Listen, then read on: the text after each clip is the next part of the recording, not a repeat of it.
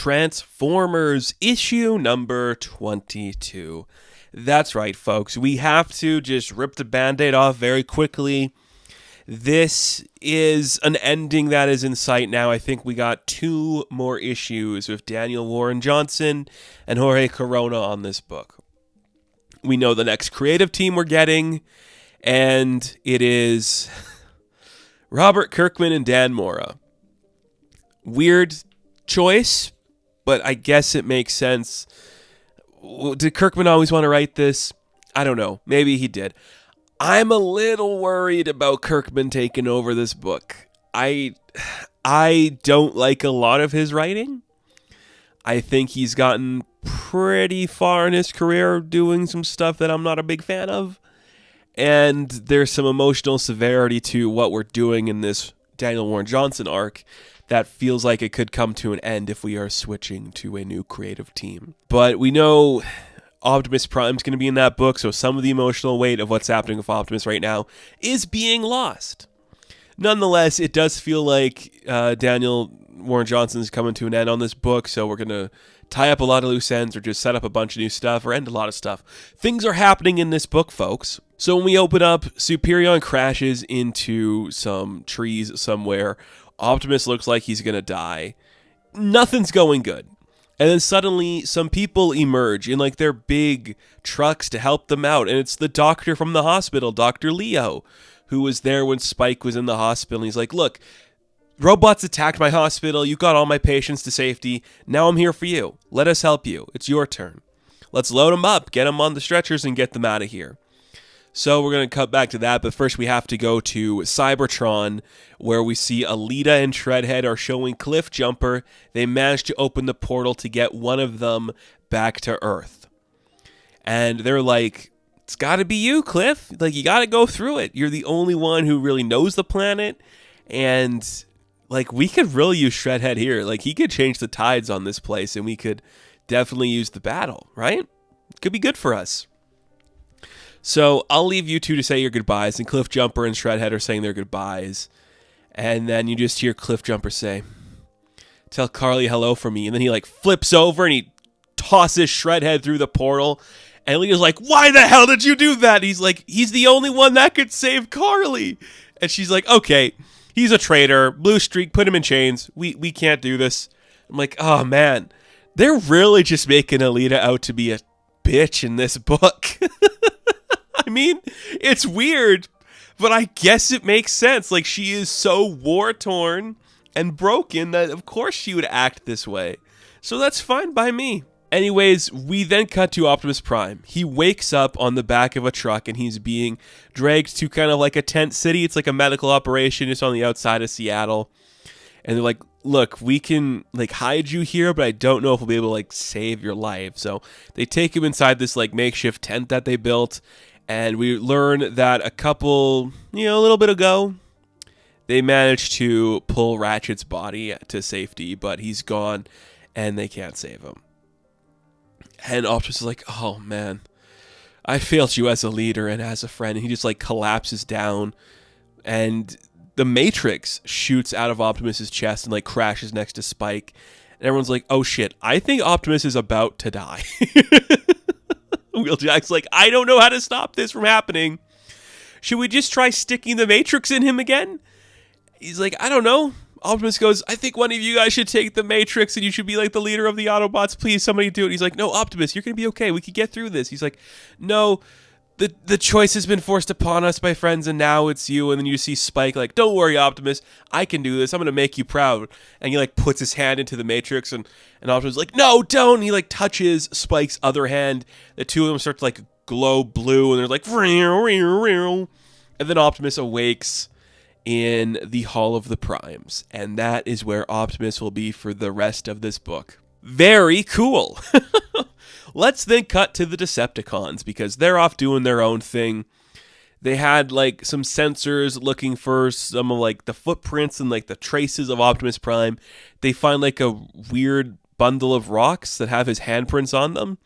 So Megatron's like, what is this? And he like pulls out the dead deer from one of the earliest issues of the run, which This is where I'm like, I don't know if Kirkman can pull it off.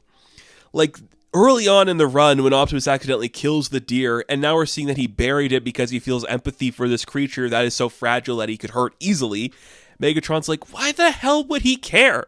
This is stupid. Like, why would you bury the dead? It's so meaningless, and this creature sucks. It's pathetic. What does this have to do with the future of this planet? It's stupid. I hate it. It's so dumb.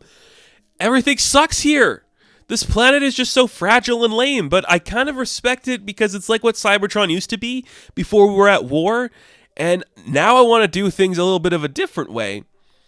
So it's pretty gross, but he squishes the remains of the deer in his hand, and he tosses it away, and he's like, okay, call off the attack, call off like the search for Optimus. I have a new plan. And Soundwave's like, what's that?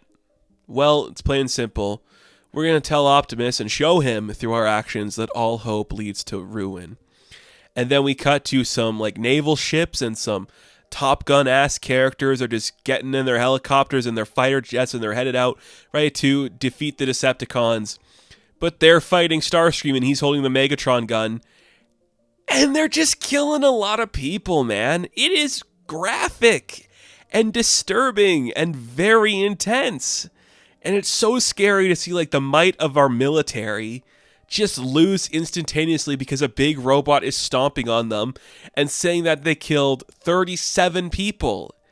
It's crazy and disturbed, man. But kind of epic. Like, what is G.I. Joe doing? Where are they? Baroness is fighting, like, Raptor? You gotta get out there, guys. Seattle's lost, and you're doing, like, some bullshit mission. Like, come on, get out there and help out. We then cut to a secret military base where Carly is being interrogated, and General Flagg is like, look, kid, Tacoma's a wasteland. Seattle's under attack as we speak. The president's ordered mass evacuations. It's time to choose a side. Help us protect this country, or choose the robots. I don't care. And she's like, yeah, you just gonna like drop bombs on Orca Island? Hey, is that what you're gonna do? Then we cut to see Doc, a character from G.I. Joe, and he's looking up at Ultra Magnus, and he pulls out a gun, and he scares one of the soldiers, and he's like, I'm going to do the right thing, soldier.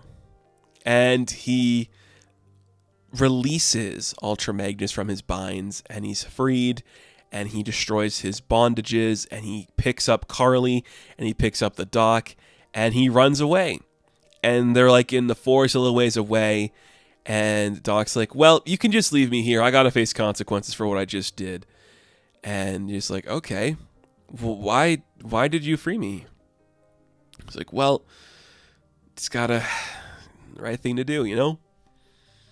I was where you were. I was captive once. And he's like, how did you stand? And how did you live? He's like, I got people that need me. Do you have anyone like that needs you? And he's like, yeah, I do. Turns into a truck. Just going to head on to the fight.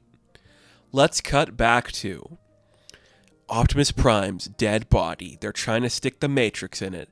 It isn't working. Spike is trapped between the two things as well. He's almost as comatose as Optimus, and nothing is looking good.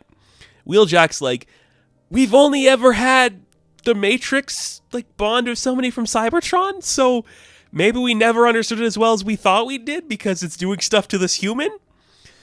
Anyways, the doctor is loading them up onto a truck again, and Wheeljack's like, well, where are we going? And he's like, well, the government is transmitting all over the radios saying we gotta leave here as fast as we can. We're headed to Chicago, baby, because we're gonna make our final stand in the Windy City. And that's where this issue ends. And I'm like, holy shit, a lot just happened. Are we wrapping up all our loose ends there, D-dubs, so we can let someone else take over in a couple more issues? Maybe that's what's happening. Really fun. This book continues to make me smile. I don't know, it's a good time. It's a good time. I hope it continues to be a good time in September, but I remain unconvinced. We'll see. We will see. So, Transformers issue number 22. I am going to give a 7 out of 10. Now, thank you all for watching this review. Be sure to like and subscribe to the channel. And of course, I will catch you in the next one. Have fun. Stay safe. Good luck.